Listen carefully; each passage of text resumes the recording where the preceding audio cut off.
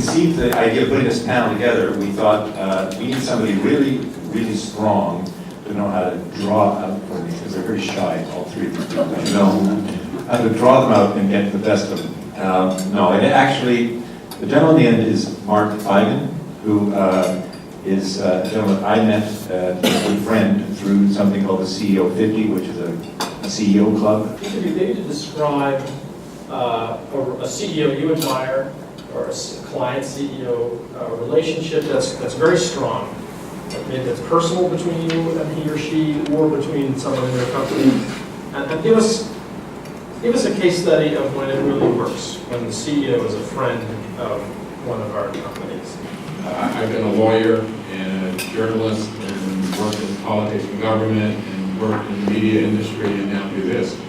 And along the way, I seem to have built up a lot of different relationships that touch on all those sectors. And because I've known some people for 30 years, they've risen up within those particular professions or sectors too.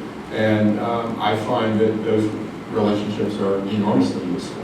So it's helpful to be able to pick up and have conversations with those people on behalf of clients that are relationships of trust, right? And where they know I'm not just trying to sell them on something. So I think often, we find ourselves in sell mode, and we could do that. So we could have approached and said, oh yes, you do need a brand, and let me tell you why, and how it's going to be done, everything else.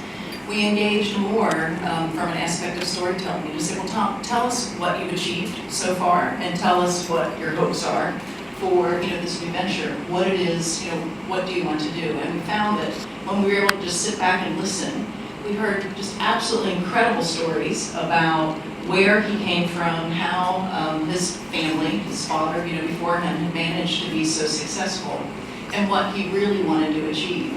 I started at the bottom and worked your way up. And it's not just knowing the clients, it's knowing the client's support staff. I always believe you got to know your secretary.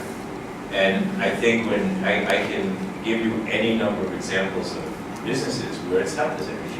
Cass and MJ can talk about Microsoft, because when we came on campus, when we first started going out to Seattle, we did all our lunches in the cafeteria, and Andy knows. This time was nuts about this. We did all the lunches in the cafeteria. We knew every secretary. We treated everybody the same, whether they were small people, big people, most important people.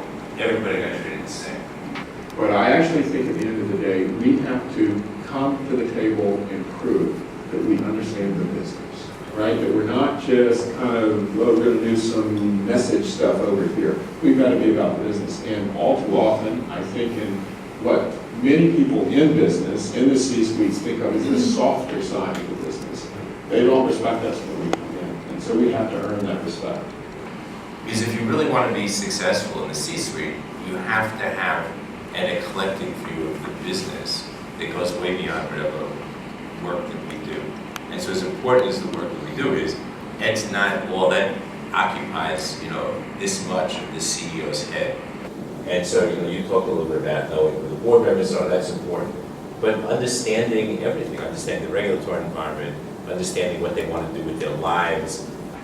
Relationship attributes trumped technical ability. So of course technical ability has to be there. At Landor, we've got to give and deliver great design, great strategy, great portfolio analyses. All that's important.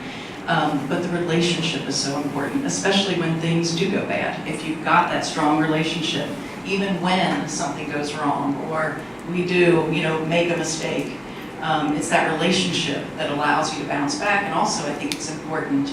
I think we often think great work only happens if it's a brand new, exciting client or opportunity. And I actually think the best work happens inside of a really intimate, close relationship, because that trust exists. And then certainly if that trust and relationship is held at the C-suite level, I think there's even greater opportunity for really, really great work to emerge.